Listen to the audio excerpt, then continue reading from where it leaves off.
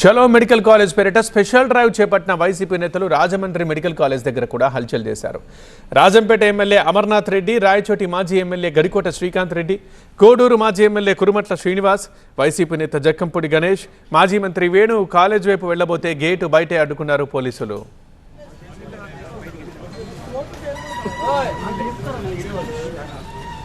కార్యకర్తలతో కలిసి గేట్ దగ్గరే కేక్ కట్ చేశారు వైసీపీ నేతలు. కాలేజ్ నిర్మాణం పూర్తయి 2 ఏళ్లు అవుతున్న సందర్భంగా సగటు పౌరుడిగా సంబరాలు చేసుకున్నామంటున్నారు. వాస్తవాల్ని ప్రజలకు చూపించడానికి వస్తే తమను అడ్డుకోవడం ఇది ప్రభుత్వ నిరంకుశత్వానికి నిదర్శనమని అన్నారు. ప్రభుత్వానికి వ్యతిరేకంగా నినాదాలు చేశారు. రాజమండ్రి మెడికల్ కళాశాల స్థాపించి 2 సంవత్సరాలైనటువంటి సందర్భంలో మెడికల్ కళాశాల దగ్గర పౌరులుగా, అంటే ఈ దేశ పౌరులుగా, ఈ రాష్ట్ర పౌరులుగా, ఈ ప్రజాస్వామ్యంలో జరుగుతున్న విషయాలను తెలియజేయడం కోసం వస్తే గేట్లు మూశారు.